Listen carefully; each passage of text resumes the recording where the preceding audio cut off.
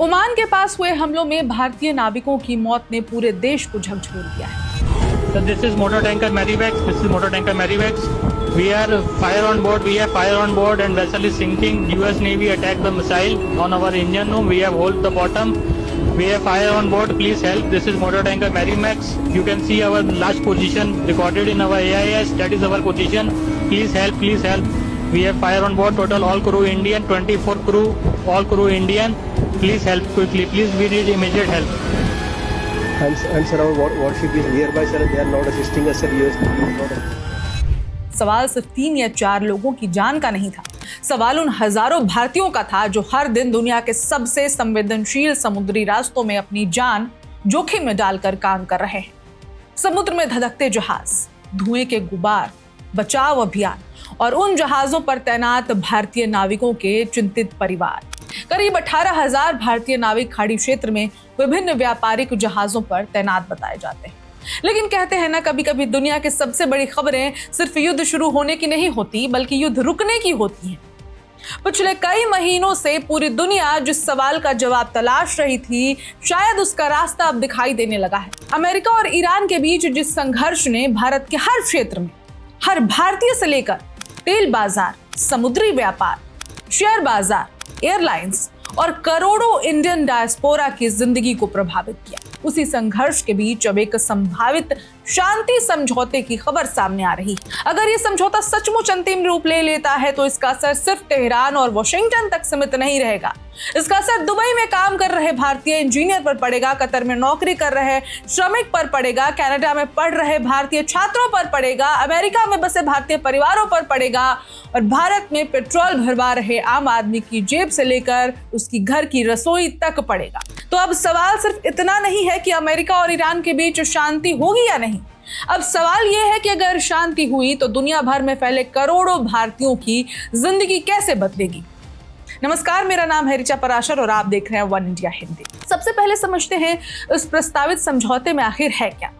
Reports के अनुसार America और ईरान के बीच 60 दिनों के युद्ध विराम और कूटनीतिक प्रक्रिया का एक ड्राफ्ट तैयार किया गया है। दोनों पक्षों के बयानों से संकेत मिल रहे हैं कि बातचीत अंतिम चरण में पहुंच चुकी है। इस समझौते का सबसे बड़ा केंद्र है स्ट्रेट ऑफ हॉर्मुज। दुनिया के नक्शे पर ये एक बेहद सकरा समुद्री रास्ता है, इतना छोटा कि पहली नजर में शायद खास ना लगे, लेकिन ये वही रास्ता है जहां से दुनिया की अर्थव्यवस्था की धड़कन गुजरती है।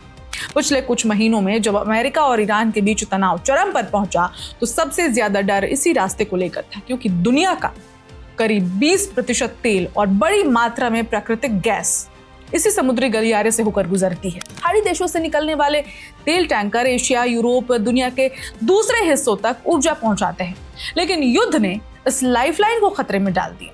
जहाजों पर हमले शुरू हुए, ड्रोन हमलों की खबरें आई, कई व्यापारिक पोत निशाने पर आए। समुद्र में चलने वाले जहाजों के लिए हर सफर जोखिम भरा हो गया।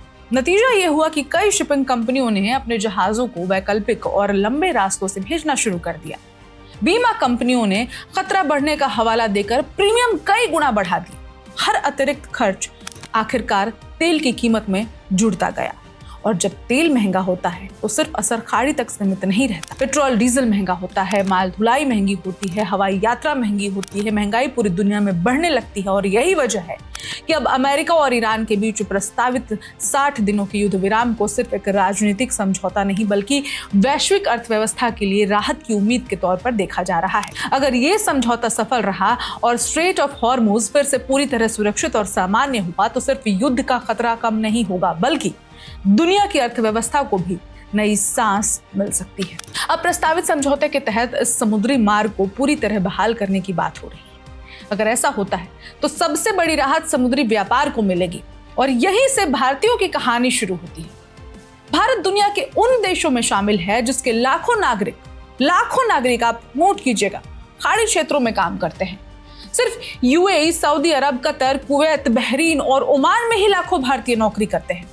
इनमें engineer, doctor, chef, IT professional, शिक्षक, मजदूर, तकनीशियन और छोटे कारोबारी शामिल हैं। युद्ध के दौरान सबसे बड़ी चिंता इन लोगों की सुरक्षा को लेकर थी। कई जगहों पर एयर स्पेस बंद हो गए, फ्लाइट्स रद्द होने लगी, नौकरी और व्यापार को लेकर अनिश्चितता बढ़ गई। लेकिन अगर युद्ध विराम लागू होता है तो सबसे पहले यही अनिश्चितता कम होगी।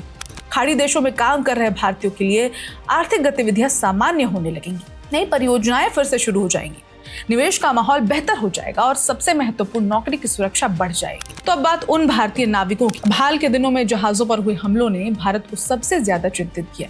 करीब 18,000 भारतीय नाविक खाड़ी क्षेत्र में विभिन्न व्यापारिक जहाजों पर तैनात बताए जाते हैं। ओमान के पास हुए हमले में भारतीय नाविकों की मौत ने पूरे देश को झकझोर दिया। अब अगर स्ट्रेट ऑफ हॉर्मुज फिर से सुरक्षित और सामान्य हो जाता है तो सबसे बड़ी राहत इन्हीं नाविकों को मिलेगी। समुद्री मार्ग सुरक्षित होंगे, बीमा लागत घटेगी, जहाजों पर खतरा कम होगा और भारतीय नाविकों की जान जोखिम में पड़ने की संभावना भी घट जाएगी। तो अब जरा भारत की अर्थव्यवस्था पर इसका असर समझिए। भारत अपनी ऊर्जा जरूरतों का बड़ा हिस्सा आयात करता है। तेल महंगा होता है तो भारत पर दबाव बढ़ता है। पेट्रोल डीजल महंगे होने लगते हैं, महंगाई बढ़ती है, परिवहन लागत बढ़ती है, उद्योग प्रभावित होते हैं। युद्ध के दौरान ब्रेंट क्रूड की कीमतें $95 प्रति बैरल तक पहुंचने की चर्चा हो गई। लेकिन अगर शांति समझौता सफल होता है तो वैश्विक बाजार को भरोसा मिलेगा कि तेल आपूर्ति बाधित नहीं होगी और इसका मतलब तेल की कीमतों में नरमी, और इसका मतलब भारत जैसे आयातक देशों के लिए बड़ी राहत, यानी अप्रत्यक्ष रूप से भारत के आम उपभोक्ता को भी फायदा मिल रहा है अगर ये युद्ध रुकता है तो अब आते हैं अमेरिका, यूरोप, कनाडा और ऑस्ट्रेलिया में रहने वाले भारतीयों। बहुत से लोग सोचते हैं कि मिडिल ईस्ट का संघर्ष उनसे दूर है, लेकिन वास्तविकता अलग है। जब भी वैश्विक युद्ध का खतरा बढ़ता है, दुनिया भर के बाजार प्रभावित होते हैं, निवेश प्रभावित होते हैं, रोजगार प्रभावित होते हैं, शेयर बाजार प्रभावित होते हैं, टेक सेक्टर प्रभावित होता है, अंतर्राष्ट्रीय व्यापार प्रभावित होता है। विदेशों में काम कर रहे भारतीय पेशेवर भी इस अनिश्चितता का असर महसूस कर ही रहे होंगे। अगर अमेरिका और ईरान के बीच तनाव कम होता है तो वैश्विक बाजारों में स्थिरता लौट सकती है। ये स्थिरता अप्रवासी भारतीयों के लिए भी सकारात्मक संकेत होगी। इस समझौते का एक महत्वपूर्ण पहलू है ईरान के फ्रीज किए गए $24 अरब के एसेट्स। अगर इन फंड्स को रिलीज किया जाता है और प्रतिबंधों में ढील मिलती है तो ईरान की अर्थव्यवस्था में नई गतिविधियां जरूर शुरू हो सकती हैं। इंफ्रास्ट्रक्चर, ऊर्जा, तकनीक और व्यापार के क्षेत्र में नए अवसर पैदा हो सकते हैं। भविष्य में भारतीय कंपनियां और भारतीय पेशेवरों के लिए भी नए अवसर खुल सकते हैं। हालांकि तस्वीर का दूसरा पहलू भी है। अभी तक ये सिर्फ एक ड्राफ्ट है, अंतिम समझौता नहीं है। ईरान ने साफ कहा है कि उसकी रेड लाइंस का सम्मान होना चाहिए। अमेरिका की अपनी शर्तें हैं। परमाणु कार्यक्रम पर मतभेद अभी पूरी तरह खत्म हुआ ही नहीं है।